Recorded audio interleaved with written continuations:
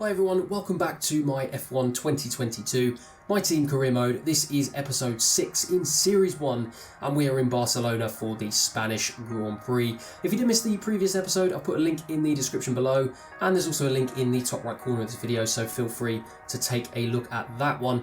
As for the previous episode in Miami, I would say it was a solid showing. No points, but after a back row start for both Jack and I, we both managed to move up some places, and I actually ended up in P15 ahead of my rival Stroll, which was a big positive. The car, well, it didn't feel great, I won't lie. We definitely felt like the slowest car on the grid, especially on the straights, even though I was running quite a useful downforce setup. But I think, to my surprise, starting on the hard tyre actually really helped us, as we were able to claw back some places pretty effectively in the second half of the race. So maybe that's a strategy I might consider moving forward, although on previous games I have found it quite difficult to overtake in Spain. So we'll have to have a think about what may or may not work here. So if we go to the standings and results, right at the top we have Leclerc extending his lead to 22 points after his P2 and Sainz's P4 finishes. But the story of Miami was the continuation of the double podium theme, as this time Red Bull had two drivers in the top three: Verstappen P1, Perez P3. Big win and much needed win for Verstappen there, as he tries to fight his way back up the standings after a pretty poor start to the season, it must be said. As for me, somehow I remain the only driver in the bottom three teams to have scored points, and those points have somehow put me above Gasly and Ricciardo, who have both had shocking starts to the season. Gasly only scoring his first points in Miami, whilst Ricciardo, well, he's had even more bad luck than us with his DNFs and damage during races. Now, both of those cars, McLaren in particular, are better than our cars, so it is really only a matter of time before they both leapfrog me, but I might as well enjoy this moment while it lasts. And as for the constructors, Ferrari still dominating way out in the lead, with Red Bull and Mercedes swapping places after Red Bull's double podium. And with both Alpines getting the points, they reduce the gap to McLaren in the race for fourth place, who are pretty much being propped up by Lando's points right now. I know Ricciardo's had some bad luck, but he really needs to start pulling his fingers out, otherwise he could be in serious trouble of losing his seat come the start of the new season in this My Team career mode. And finally, no change at the bottom. We still sit 9th above the Astons and the Williams. I'm really hoping some of our additional upgrades will start to come in pretty quickly, as I really don't want to start losing any more ground to either of those teams, as all it takes is one dodgy race and one of them could get some points, and then we will really be on the back foot. As I've said before, Jack, he doesn't really look like scoring anything right now, so much like Lando, it pretty much is down to me at this point. And speaking of upgrades, we have some money to make another upgrade within our facility departments. Now, I'm really torn on what to do here, because I think it would be really useful to get some upgrades to the build time within the aero and chassis departments. We do already have quality control upgrades, so now I think would be a sensible time to start thinking about the speed of our builds, not just the quality. However, I have mentioned Jack not really looking like scoring many points, so it could also be really useful to upgrade the fitness centre, therefore improving his racecraft awareness and focus. However, we haven't done anything on the powertrain side of things, and as I've mentioned in previous episodes, due to the Renault engine, we are lagging behind here in comparison to every other team on the grid. So I think I'm going to go with the usual theme. I'm going to prioritise quality and reliability, and I'm going to go for quality control upgrade for my powertrain. This way, we've got an even quality control spread across all of our team, and we're balancing out and hopefully reducing the failure rate across all departments, and then we can start focusing on the speed of our future builds. And finally, R&D. We have two major upgrades, one for drag reduction and the other for gearbox durability, both of which should come in before Spain, so I'm really excited for those. We do have almost 1.5k R&D points to spend, so I'm going to see whether I can utilise any of the discounts I've got from practice sessions so far. And it looks like I've got fairly decent discount on apart from my ERS, so I'm going to go ahead and purchase that one, as our ERS charge, well, it's pretty poor at the moment, let's be honest. That will just come in before Baku, which is great timing considering the amount of usage I'm definitely going to need down that long straight. And finally, I'm going to go for another durability upgrade. We are really starting to slip down the pecking order for durability, so I'm literally doing everything I can to try and improve on the DNS we've had this season. So I'm going to purchase a major energy store upgrade, which will hopefully get us back closer to the top of the performance charts after that is fitted. And speaking of performance, we did get told by a race engineer that we had a lot of wear on our internal combustion engine during the Miami Grand Prix, and if I leave it any longer, then it's likely we'll have more issues in Spain as well. So I'm going to get that fixed and fit a new component. Looks like we have a little wear on our motor generator unit and turbocharger, and I was 50-50 about whether I wanted to fit new ones because they still do have a little bit of life left in them, but in the end decided to go ahead and fit new components. Spain is a race I think I might be able to perform a little bit better on, so I definitely don't want any car issues heading into that.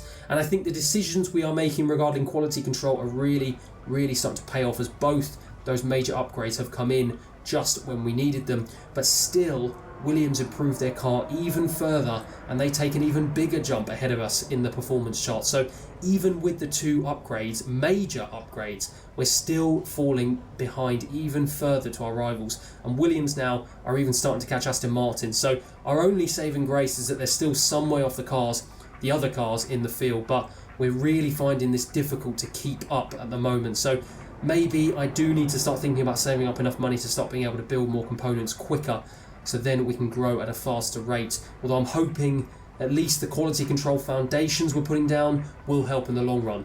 My thought process is we're building a factory on concrete, not on sand. And just before we can head on to Spain, we've got another marketing department request, and this time it's to up the social media budget, which I think is pretty cool. It's going to cost me 50k, but wow, it gives me 750 boost to my acclaim. So for me, this is a no-brainer, and I'm definitely going to go for that one. More acclaim means more chance of getting another sponsor, which means more money. So you've got to spend money to make money, I guess.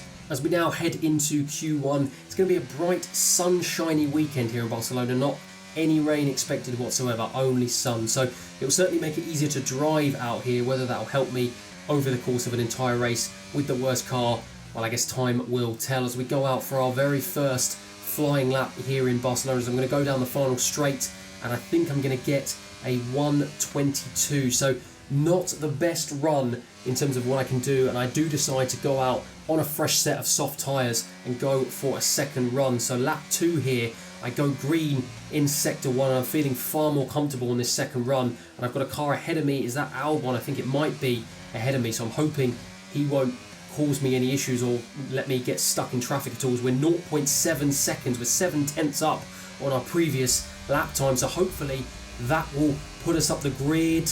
It will not.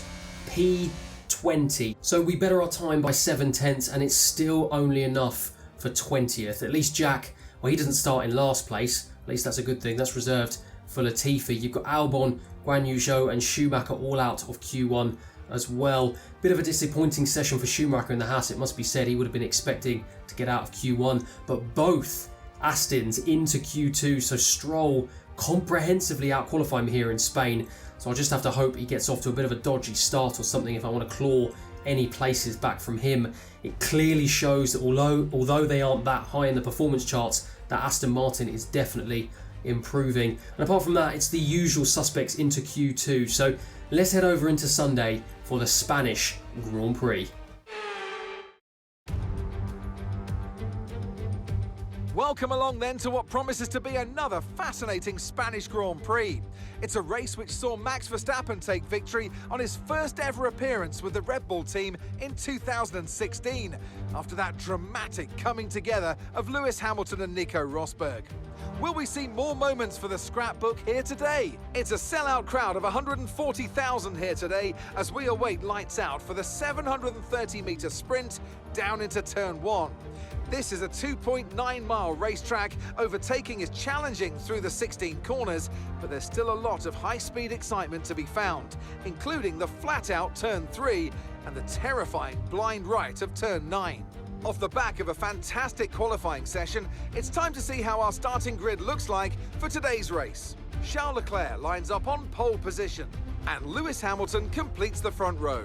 Considering the rest of the grid, we have Sainz, Russell, Sergio Perez and Verstappen, Norris, Ricciardo, Fernando Alonso and Valtteri Bottas, Ocon, Gasly, Yuki Tsunoda and Magnussen, Vettel, Stroll, Guan Yu Zhou, and Mick Schumacher. Albon, the rookie, Aitken and Nicholas Latifi. With preparations almost complete, let's head down to the track. And a warm welcome to Natalie Pinkham, who's beside me in the commentary box today. Why don't we kick off by discussing Max Verstappen? That was a great win in the last race, but can they keep that momentum going into this weekend? Well, there are never any guarantees in this business, but certainly the performance last time out will have boosted their confidence coming into this race.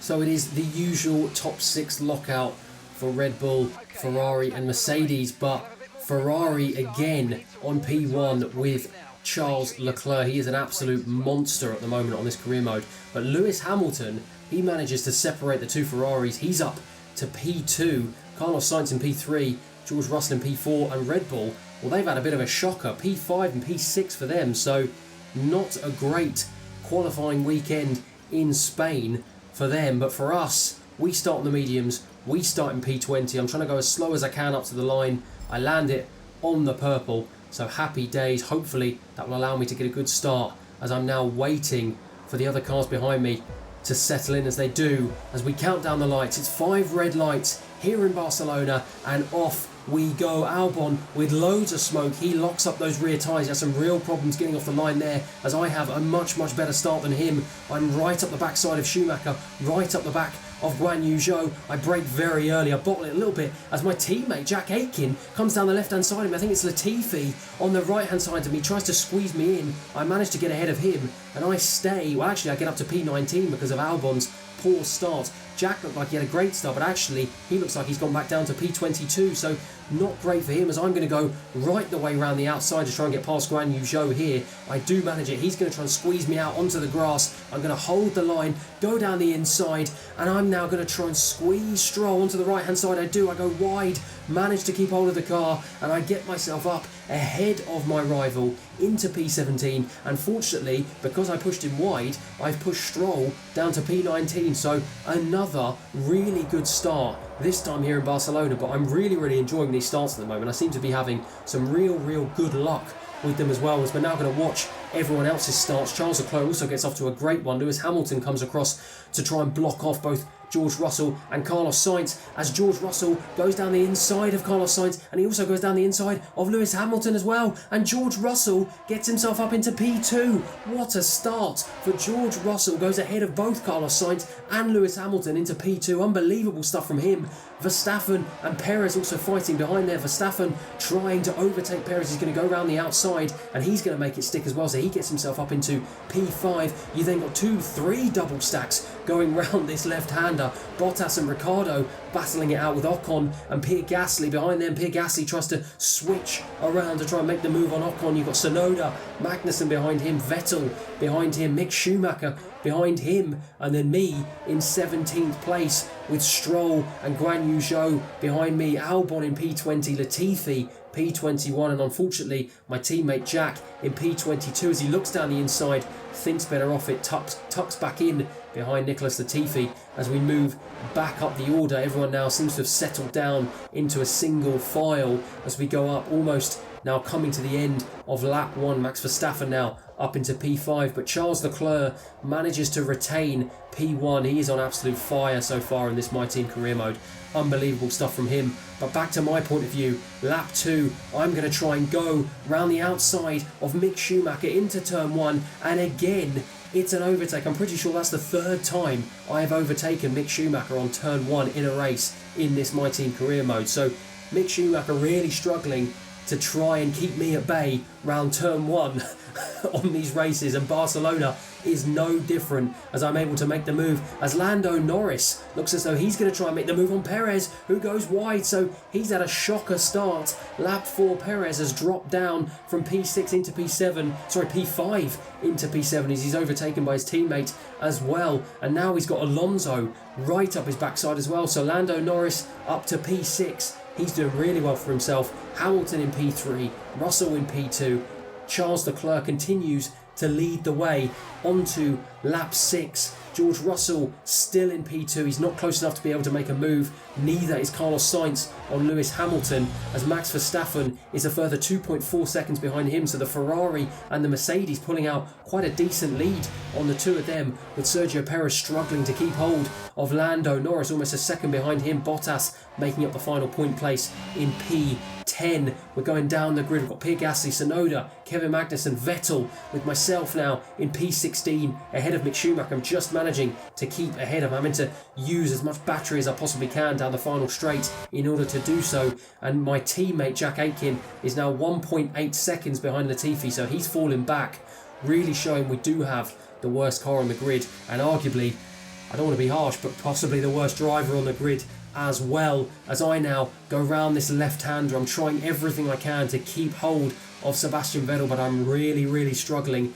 to get anywhere close to him, and I'm also really struggling to keep ahead of Mick Schumacher. I just cannot get past that 1 second gap. I get a lot of luck, well, I say a lot of luck, I get a lot of good fortune on the straight as I ride the curve. That's not going to give me the best exit going down this right-hander into the straight, as now Schumacher's only 5/10 behind me, but I try and use as much battery as I possibly can on this straight, and I actually managed to have more straight line speed than the Haas, which is quite interesting. Maybe that's because of this new patch, I don't quite know, but I get good exit into turn 1 as well. So it's kind of sector 1, I kind of get ahead of Schumacher, but then he claws it back, especially in sector 2 and sector 3. As lap 15, I'm the first man, me and Bottas, the two first men to go into the pits on lap 15. Bottas ahead of me, I get an optimal turn in, my team do a brilliant pit stop. They're really nailing that, considering we had a bit of a shocker on the first race in Bahrain. Since then they've really upped their game, and we've really had some good pit stops since then. I'm going to come out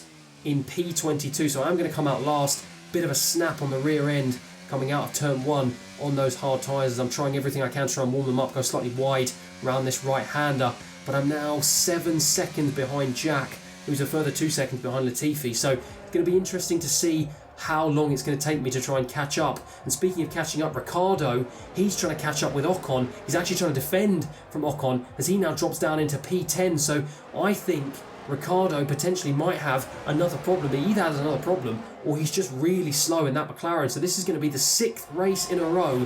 He's either going to be really slow or he's going to have a problem. So disasters again for Daniel Ricciardo, as Pierre Gasly now tries to go around the outside of Daniel Ricciardo's. Slight contact with that right rear tyre as Tsunoda tries to make a move on his teammate, but isn't close enough to be able to do it. As onto lap 16, Charles Leclerc and Lewis Hamilton both in the pit. Going to be interesting to see where they come out here. Doesn't look like there's anyone coming up the main straight. No, there isn't. They're going to slot in P6 and P7. Ocon in P8, and it seems like everyone now is jumping into the pits on lap 16. So I've gone in a lap early, hopefully to warm up my hard tyres, so I can hopefully get a decent run on some of the people that are coming in now. Ricciardo leads everyone else out of the pits. I think it's Pierre Gasly behind him. Guan Yu Zhou's in, Albon strolls in, and now I still in P22. I'm a further 8 seconds behind my teammate as we now look at lap 17. George Russell and Carlos Sainz. I'm actually losing my voice, I'm talking so much, I'm getting so excited by this Barcelona race so far.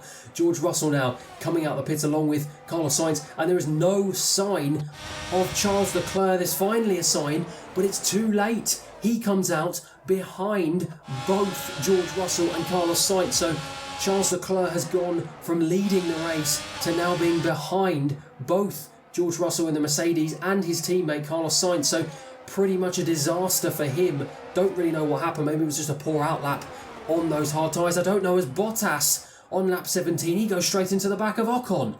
What is going on in this race? He's now lost his right end plate, and he's had another disaster. Similar to Ricciardo, he seems to be having disaster after disaster in each race, getting a lot of damage and a lot of issues with his car. As we're now on board with Carlos Sainz, we follow him. He tries to make the move down the inside of turn 1 on George Russell. He's going to go wheel to wheel with him. He's going to hold the line round the left-hander, and Charles Not Charles Leclerc. Carlos Sainz is going to go into P1, but Charles Leclerc right behind George Russell. He's right up the backside of him. He's going to try and make a move as well. He's not going to be able to do it, but Max Verstappen, he's going to try and make a move now on Lewis Hamilton. He's been able to claw this back as these top four try and fight. He's going to go round the left-hand side. He's going to make it work, and Max Verstappen brings himself up into P4, so a disaster of a lap 20 for Mercedes. They both lose a place. George Russell down to P2 and Lewis Hamilton now down to P5. So Max Verstappen managing to claw his way back up into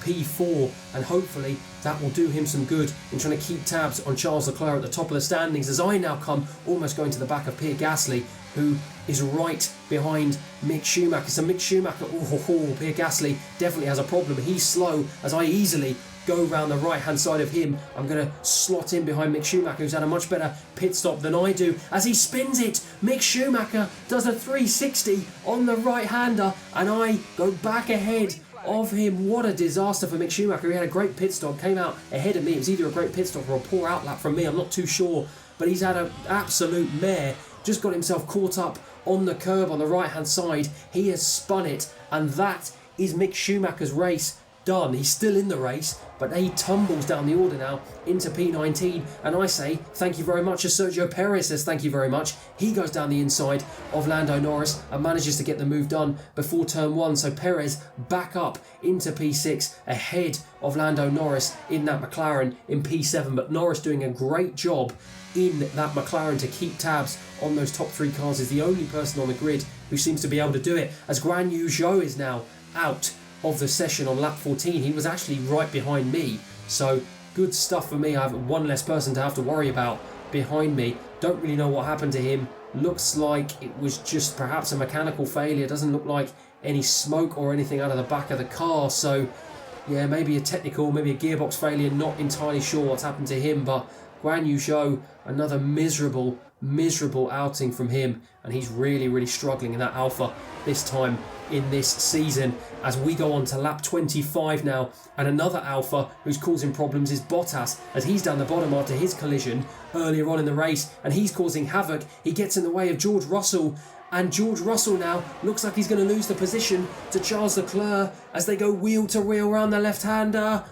Wheel to wheel still. It's a drag race down into turn 5, they go round the left-hander again. Looks like George Russell is going to hold the position. He is, but Charles Leclerc is going to go for a second bite of the cherry. He goes down the left-hand side. He's going to make the move stick, and he does, but they are still wheel to wheel. Every time I keep saying they make the move done, they don't manage to get it finished, but eventually they do. Charles Leclerc up into P2, George Russell into P3, Max Verstappen in P4, and Lewis Hamilton in P5. So those Mercedes really struggling after a really solid qualifying session. They both are struggling, and they both ended up losing positions. And speaking of losing positions, Daniel Ricciardo, he's now down into P11, so it's going to be another race for him where he fails to pick up points unless someone like Tsunoda above him tumbles out of the race or something. So he's really struggling yet again, and Sebastian Vettel and Kevin Magnussen are closing the gap on him, and I am starting to close the gap on Magnussen. I'm only now 2.7 seconds behind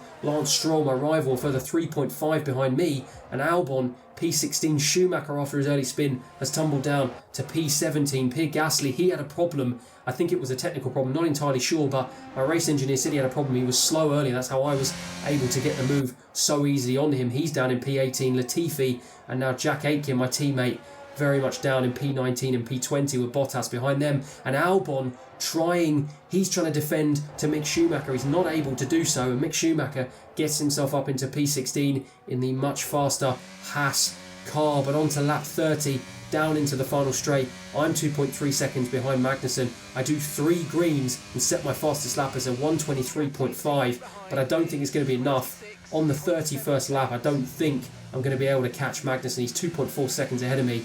So for me, it's just keeping it all together, really. And speaking of keeping it all together, on lap 33, Carlos Sainz, he has kept it all together. He will come home to win the Barcelona Grand Prix, and it will be a 1-2 for Ferrari. Charles Leclerc in P2, George Russell has to settle for P3, Max Verstappen in P4, Hamilton 5th, Sergio Perez in 6th, and I will come home in P14. So another solid race for me.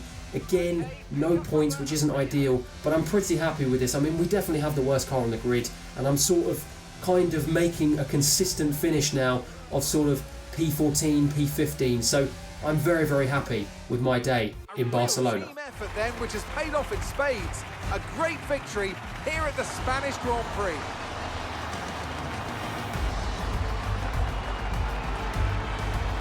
Natalie Pinkham, how do you think they were able to set themselves apart today? Well, I honestly feel it was down to the driver and car today. I mean, we could talk driver skill all day, but if you don't have a solid team to back that, you're never going to get anywhere. When you hit that sweet spot of having both an excellent driver and an incredible car, that's when you see results like those that we've witnessed today.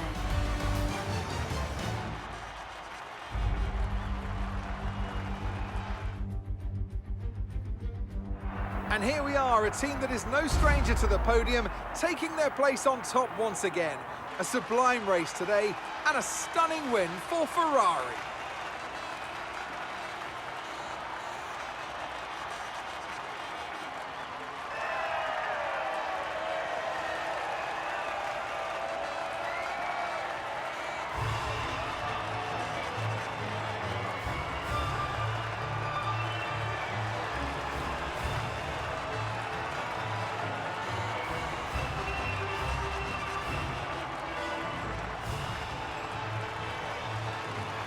So Carlos Sainz picks up his second win of the season, yet another win for Ferrari, and yet another double podium finish for Ferrari. A 1-2 for them, and they are just dominating this My Team career mode so far, and every episode so far has had a double podium finish. When will it ever end? George Russell, another solid race for him, unfortunately did get overtaken by both Ferraris, was on for a P1, but unfortunately only gets P3, but it's still a podium for him, and he gets the last podium place. Verstappen and Perez, they can only settle for P4 and P6, a weekend to really forget for them. Poor quali and a pretty average race. I'm pretty sure they'll be happy to pack their bags and head on out of Barcelona. Another double points finish for Alpine, and Tsunoda again finishing in the points. Good stuff from him, outperforming his teammate Gasly so far this season. Ricciardo out of the points once again, even after qualifying in the points too. So his season woes continue as well. As for me, P14, again, no points, but I'm really, really happy with that result. Got a bit lucky with the issues to Bottas, Gasly, and of course the Schumacher spin, but it was all about the start. I think I went up about 3 or 4 places off the line, so really, really happy with that. And nice to see a strong start in these early races in this My Team career mode. And finishing above Stroll as well, so that's another positive there. Jack, well, I talk about positives, but not really too much positives to discuss with him. He's last again. He was even overtaken by Latifi, so I definitely think I'm going to need to try and give him a bit of a help in the stats department as he's struggling big time. And as for the standings, well, Sainz, he cuts Leclerc's lead to 16 points at the top as the inter-team battle continues, and look how close those two Mercedes are. 3 points separating Hamilton and Russell. What a battle they are having. Further down, I still sit 13th ahead of Ricciardo and Gasly, and no movement below me either. In terms of the constructors, well, Ferrari surely after 6 races already they have this in the bag. They're 103 points ahead of Red Bull in second. That is ridiculous. They've won 5 out of 6 races. They've always had at least one person on the podium, and according to the performance charts, they're level and at times even below Red Bull. So I don't even think they're overpowered. I think it's just Leclerc and Sainz seem to be getting the absolute maximum out of that car, and Red Bull, well, they're just having a lot of luck and poor performances really. And elsewhere, Alpine closed the gap to McLaren to just 6 points, and we continue to be above Williams and Aston Martin. I'm pretty sure it's more because of how bad they've been though, rather than anything positive or good we've done. Anyway, I hope you enjoyed this episode. Please feel free to like and subscribe. I'm going to be continuing through this entire career mode, and I'm aiming to get episodes out every few days, so there'll be plenty more content to come. Thanks everyone for watching.